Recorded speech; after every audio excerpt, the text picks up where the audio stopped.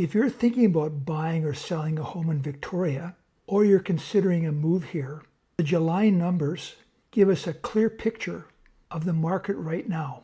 We still have a large number of homes for sale.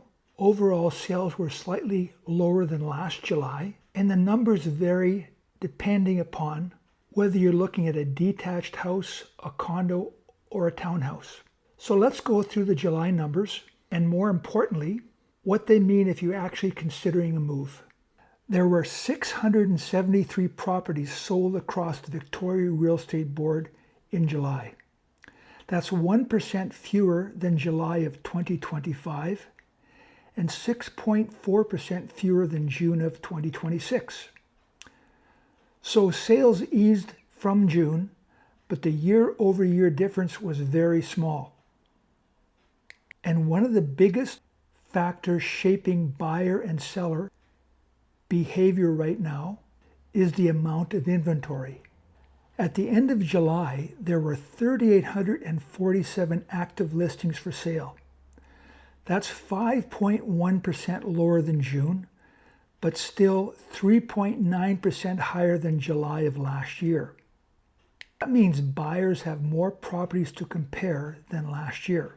If a buyer doesn't like the price, the condition of one of the properties, there's a good chance they have other options to consider.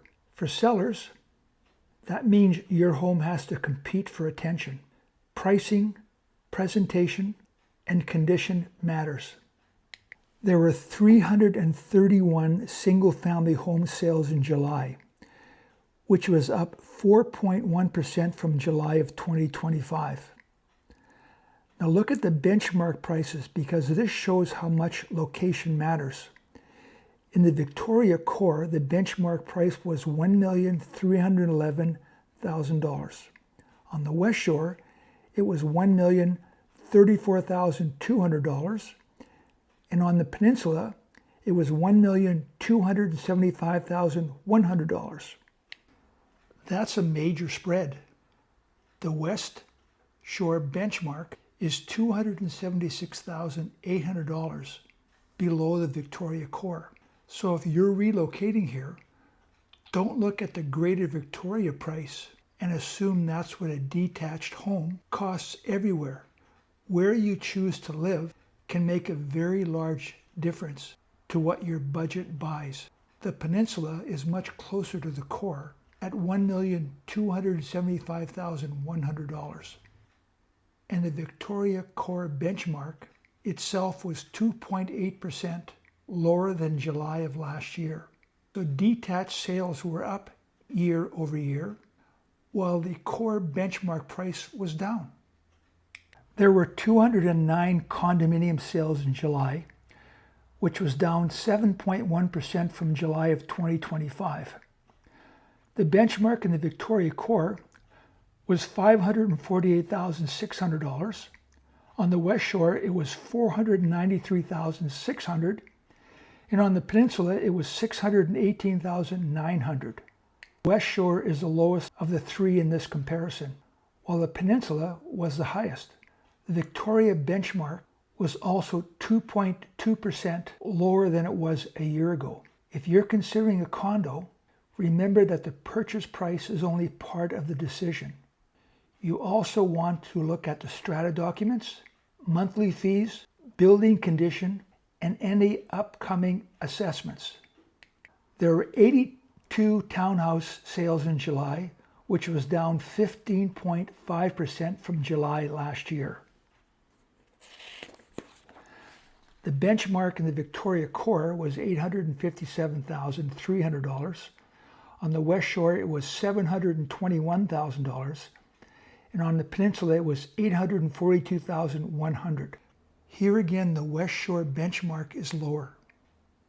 The difference between the West Shore and the Victoria Core benchmark is about $136,300. For buyers who want more space than a condo, but don't necessarily want the cost and maintenance of a detached home, townhomes can be worth considering.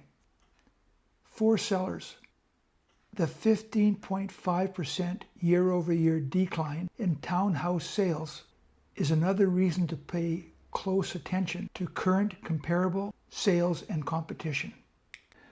So let's put the main numbers together. We had 673 total sales, down only 1% from last July. Active listings were 3.9% higher than a year ago.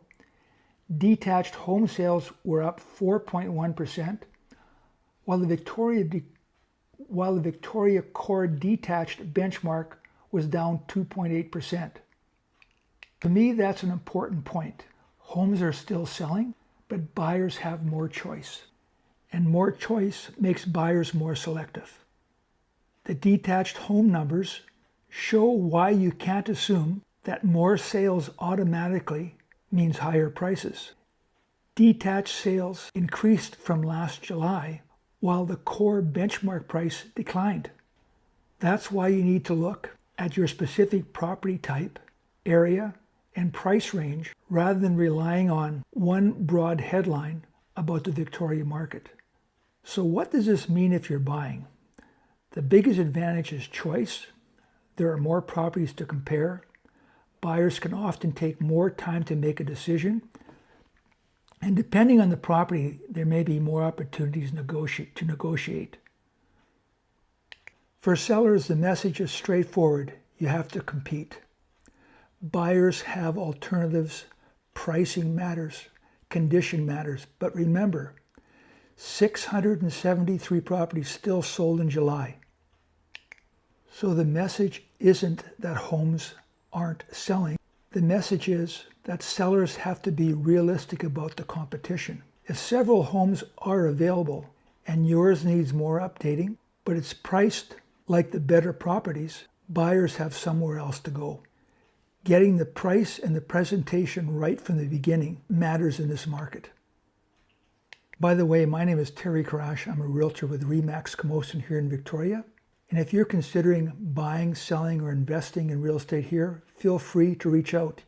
You can call me, text me, or email me. My information is on the screen or in the description below. See you in the next video.